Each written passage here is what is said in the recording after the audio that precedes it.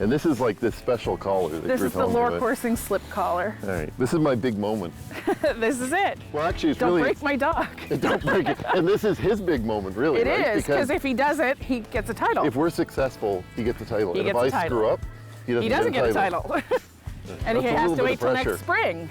And he's 6 years old, so Which means he might never get a title if I you mess never this up. know. It's possible. Everything could just hinge on this moment. You know, it's very stressful. It really is.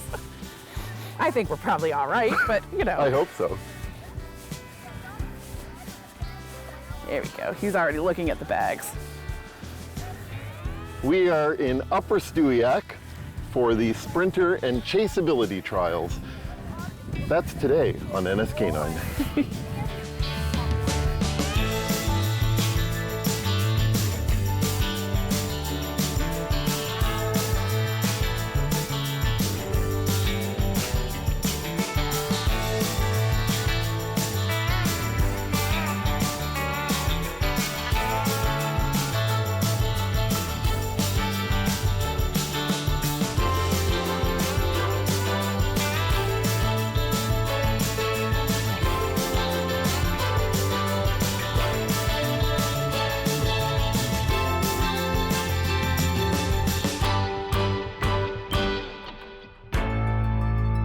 So this is Keen.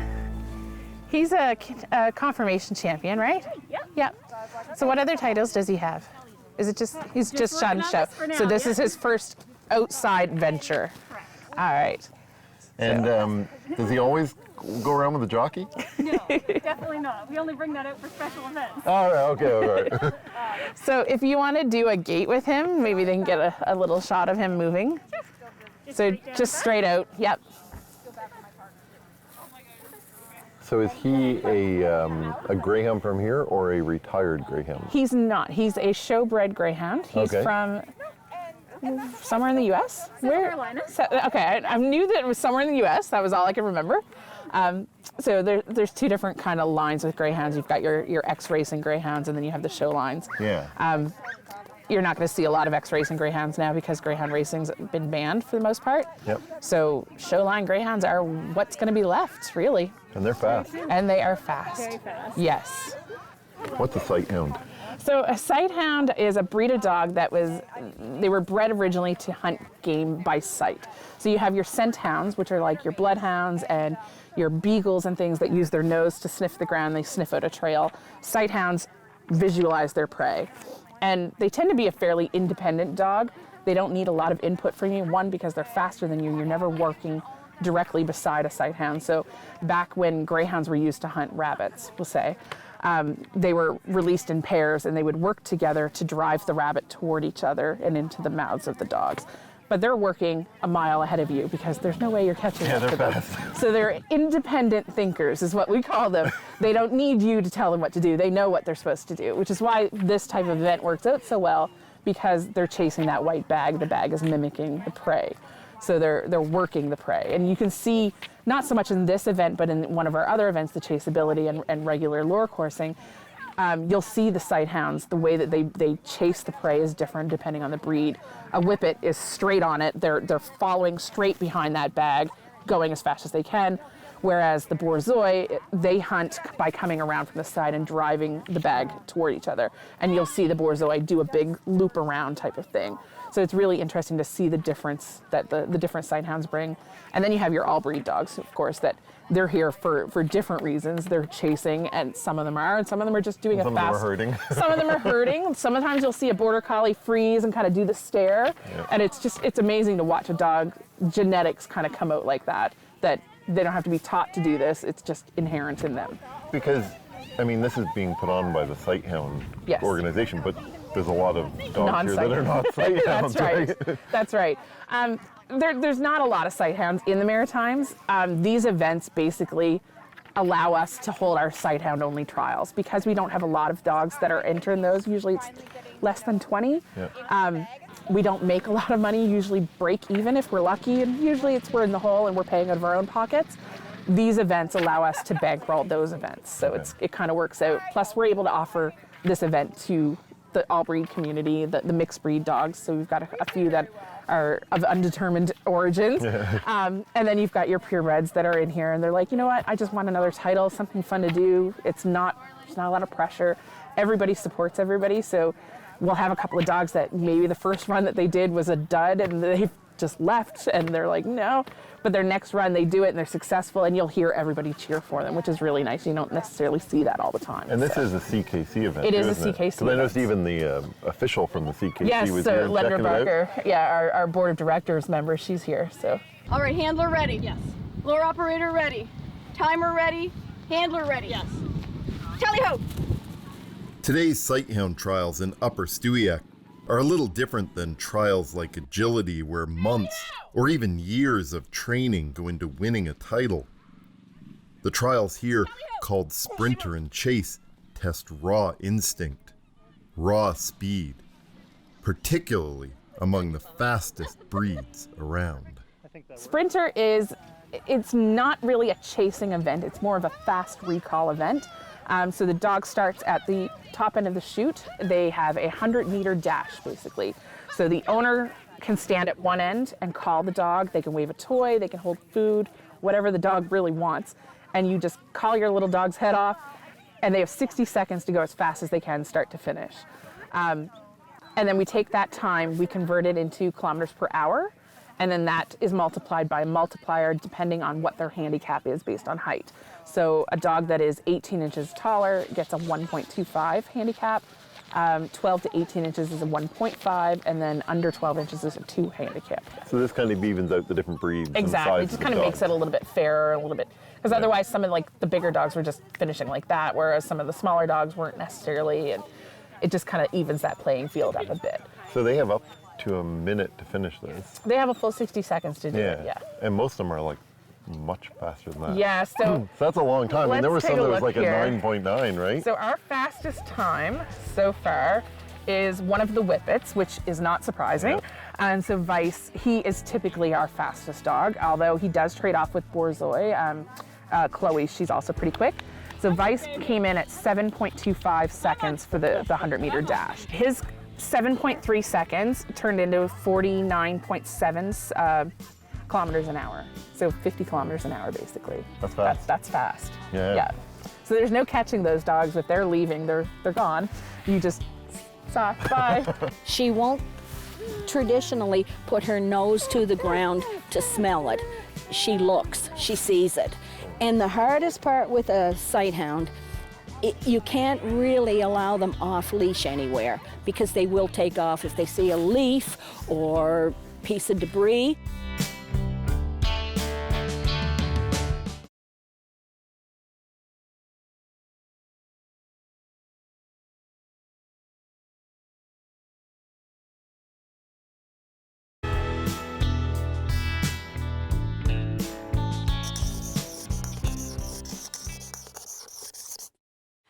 Dogs can absolutely get allergies, and this can actually be a very common and frustrated experience for a pet owner. Now, allergies can be environmental, meaning due to pollen in the environment or even dust in the pet's house or what is potentially in their food. Allergies can be very difficult to diagnose and determine the cause, and there's no cure for allergies either. Our goal as veterinarians is to control and maintain clinical symptoms at home and improve quality of life for the pet. So tissue on the tushy. So just to show that she's not in season. So this is a Stewiacke. There we go, perfect. So there's a garbage bag over there. So she's a Sitehound. Okay. So Sitehounds can pretty much be told by how skinny they are and the long pointy the faces. legs are always like very skinny on the Sitehound. These dogs are designed to run, Stewiackes are designed to run over long distances. They're endurance breed. Oh, really? And they're designed to run in heat. So they're desert breeds. I find in watching some of these Sitehounds that their gait is very much like a horse. Very much, yeah. And when they run, they have what's called a double suspension gallop. So when they're gathering their feet underneath them, they're completely off the ground. And when they stretch their legs all the way out, they're completely off the ground twice in every gait cycle. So you don't always see that. There are other breeds that do it as well, like the Dobermans. but it's typically the dogs with the deep chest and the really high tucked up belly. Because it's a very distinct look. It of is, these too, right? absolutely, yeah. And it's a different sort of, when you watch like some of the other dogs like the Shelties run, Yeah. it's a totally different running style than... So you don't see a lot of wasted energy in a Sitehound because they're, again, that endurance breed. They want to have that ability to keep going over a long amount of time and over a long distance, so they don't burn that energy by wasting it in effortless movement, I guess is the way to put it. That effortless movement is being put to the test today in the Sprinter trial, which is the dog equivalent of the Olympic 100-meter dash. Now, there's a dog I would not have expected to run fast. Their dogs are really athletic little guys. Yeah, Yeah. They're very athletic. Mine and her too. They run the big courses tomorrow too. Really? They do 300 yards. This is my Bourgeois, and her name is Grand Champion Kenobi Overachiever at Norjon with a ton of titles. And Wow. she loves this. So how did you get into this? Back in 1988, my husband and I were driving through Bedford and we saw two white Bourgeois and it was stop the car. So I did, and he jumped out and talked to the gal, and when we had enough land, we bought one in 1990 and I've had them ever since. Oh, wow. And they're fast dogs. Yes, they are. This is like the 100-meter dash, right? Yes, So, yes. how do you train for this? You don't, it's instinct. Okay. I have 3 acres fenced, so mine get lots of chance to run together and to run, but it's just instinct. If they don't enjoy chasing something, they won't do it. Your dog's very fast. He is very fast. Faster than I am. Yeah. So, I mean, how do you train and practice with a dog that's so fast? We tried at first actually just to see if he was going to be interested in the bag and chasing it, and we used a lunge whip that my mom had from using it with horses, and we tied a little bag on the end and just ran it around the yard to see if he'd even chase it, and he did, and he loved it. So we thought, why not come out and try our hand at it? What do people not know about greyhounds? Probably that the world's fastest couch potato. They think they need a lot of exercise when really maybe an hour worth of exercise through the day, and then they sleep a lot of the time. Oh, really? Yes. So you just need to go for a run and then it's all good? Yeah, you need to make sure you have lots of space in your couch, enough for them and you, and in your bed. I suppose. So you're doing this for fun, right? Yes. This isn't It was like... fun to know that he broke under 7, but that really didn't. It was more just that he had fun, he didn't crash out or hurt himself, and that he still wants to keep doing it. It's wonderful. Whippets originated around the turn of the century. In England, people couldn't own greyhounds unless they were nobility. So the poor people, greyhounds weren't an option. So somebody got a hold of a small whippet and bred it to terriers, which created the whippet breed. So they have a lot of terrier in their background, which kind of gives them a bit of that gaming drive. And they use them for rag racing, and like coal miners in England, like Manchester area, that type of thing, would race them for money and use white rags to entice them, much like our bags. So this is very much up their alley. Melissa Richards' interest in Sitehound events did not come from coal mines. It came from something much closer to home. Nonetheless, her interest became so great that she founded the East Coast Sitehound Association. I started in this 2012. I had an Italian greyhound, which is a little tiny miniature version of a greyhound. They weigh about 6-7 pounds. And there was a group down in the Annapolis Valley that were holding fun run lure coursing. And it was just something to do. I had never done it. I had the Italian greyhounds at the time. That was the only dogs that I had. So we drove all the way down, and my dogs were a little bit showy-offy, we'll put it that way. They would rather go visit people. They didn't really have the best runs, but it was just a fun run, and we were just happy to be out in the field to see the dogs doing what they do.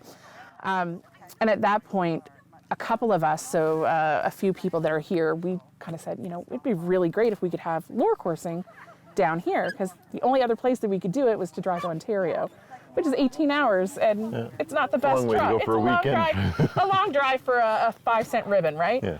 I've done it multiple times, but it's still a long drive. So we decided at that point that we would get our stuff together and build a club. So we started the club, and it took us, our first trials were in 2018, sorry. So it took us about 4 years to get everything together. We had to get the equipment, which took us a long time to piecemeal it all together. And then we had to have a sanctioned trial that the CKC had to come and say, yeah, you're doing everything the way you're supposed to. We sign off on you being a club, and now you're allowed to host trials. So we had our first Sitehound trials in 2018. We had people come down from Ontario. They went very well. And then Sprinter came onto the forefront around 2016, 2017. And we said, well, why not? Let's see if we can hold that. So we started doing those ones last year, and they're popular. Like this event, when we opened it up for entries, we opened it on the 1st of October at 6 p.m. and at 6:02 p.m. it was full.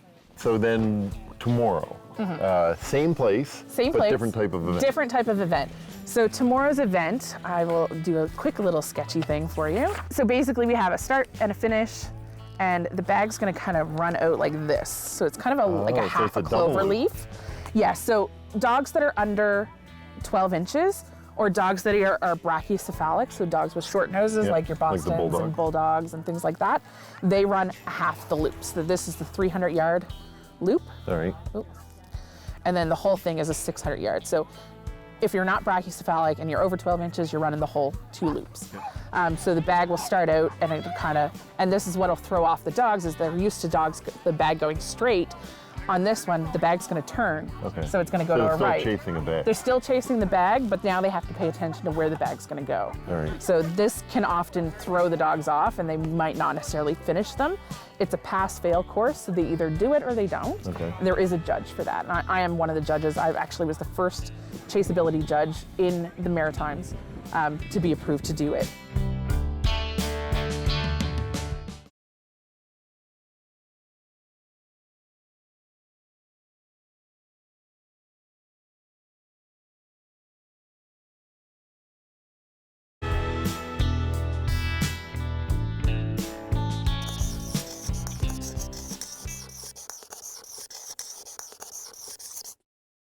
In my opinion, it's going to be diet, because the average pet does not get enough exercise to burn off excess calories if they're, say, free-fed, meaning they can eat as much as they want. So it's usually easiest to control their weight by portioning out the exact amount that they should get based on the caloric density of their food, meaning that when you get a bag of food, it should say how much to feed per body weight. And now the real crux here is that you want to make sure that you feed the amount for the weight that they're supposed to be, not the weight they are today, especially if they're overweight.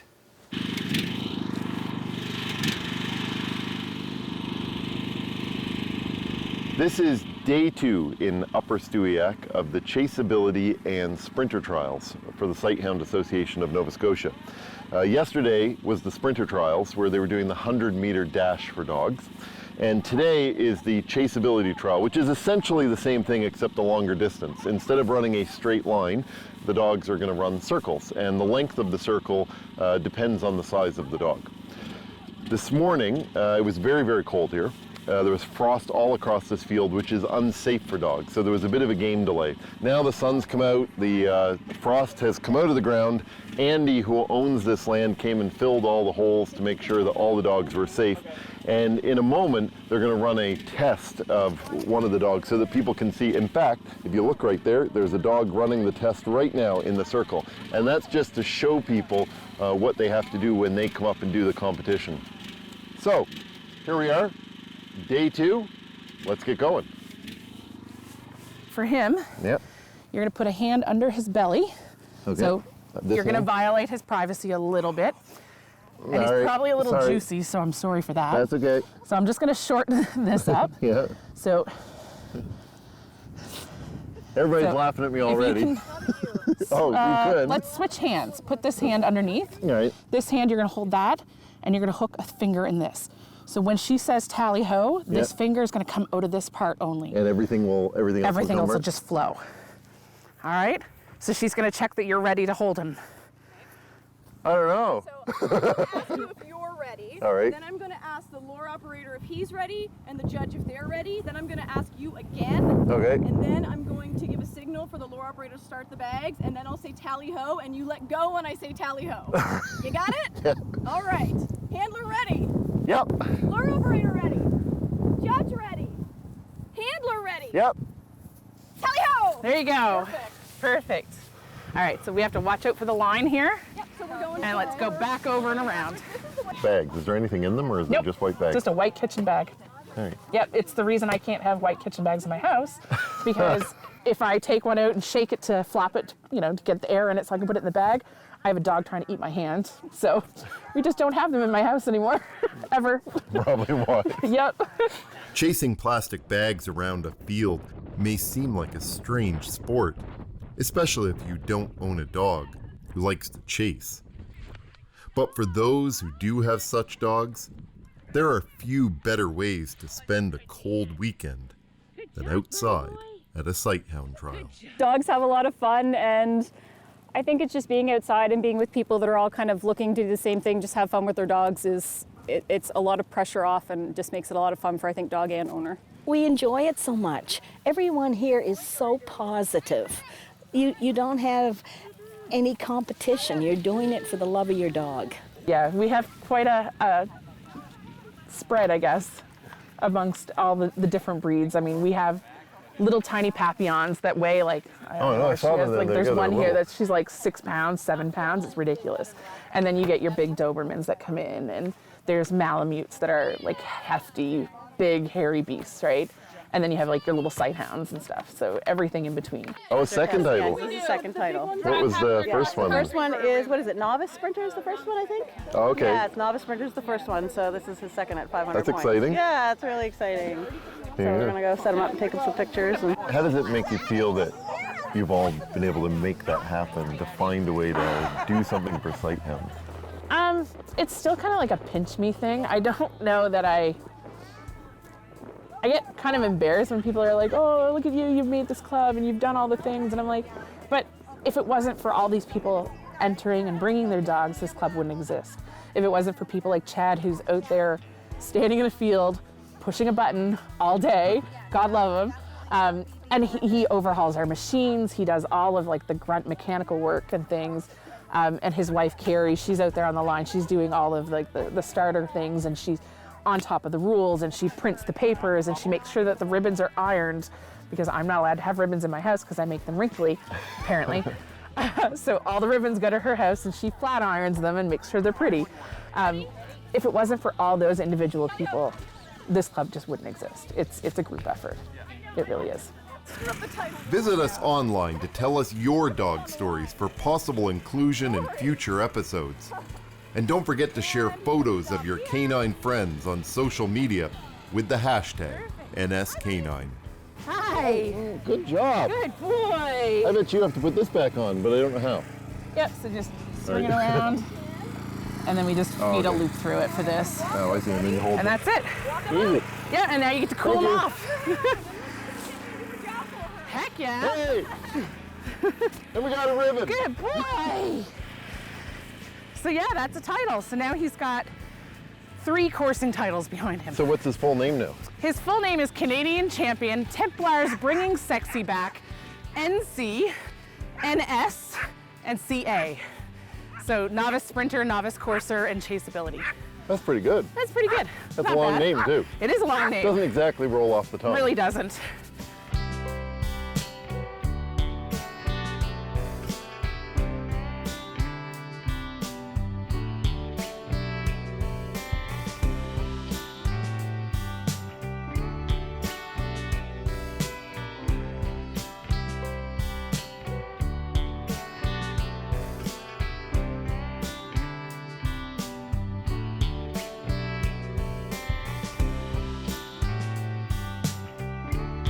From raw food to beer, 2 Nova Scotia businesses serving dogs have exploded in recent years.